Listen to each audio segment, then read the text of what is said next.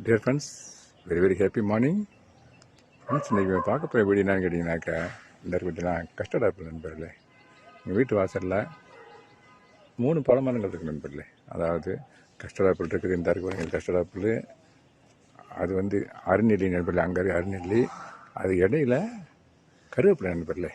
ஆமாம், மாடி இருந்து எவ்வளோ பறிக்கலாம் நாங்கள். இந்த இது வந்து பக்கத்துலேயே இருக்குது. இந்த பாருங்களேன், பறிக்கிறேன் பாருங்கள், பழுத்துருச்சு, ரைப் ஆகிடுச்சு பாருங்களேன். க்ளோஸ்அப்பில் காட்டுறேன், இந்த பாருங்க, இதை பறிச்சிட்டேன். இன்னொன்று இருக்குது, அதையும் பறிக்கிறேன். இந்த பக்கத்தில் போகிறேன், இந்த பாருங்கள், இதையும் பறிக்கிறேன், பறிச்சிட்டேன். ஏற்கனவே கொஞ்சம் பறித்து வச்சுருக்கேன் அவங்க நண்பர்களே, அதையும் உங்களுக்கு காட்டுறேன் வாங்க. அதோடு சேர்த்து வீட்டு வாசலில் கொஞ்சம் அந்த தும்பத்தி பச்சை ரெண்டு இருக்கு நண்பர்களே. இது வந்து துளசி, இது வந்து தும்பத்தி பச்சை, கருவேப்பிலை மரம், எல்லாமே பூக்கள் மரங்கள், பூக்கள், அருநெல்லி, இதெல்லாம் நண்பர்களே.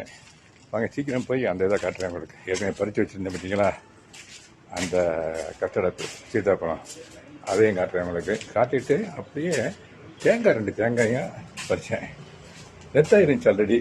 ஆமாம், ஏற்கனவே பறித்து வச்சு சேர்த்துக்கிறேன் நண்பர்களே. இதை நான் இந்த பாருங்க பறிச்சு மரத்துலேயே ரைப் ஆயிடுச்சு நண்பர்களே. இந்த பாருங்களேன், அதோட மட்டும்தான் 2 தேங்காய் நண்பர்களே. இந்த பாருங்க தேங்காய், இந்த மரத்தில் தான் ஜஸ்ட்னும் அப்படியே பறிச்சு நண்பர்களே.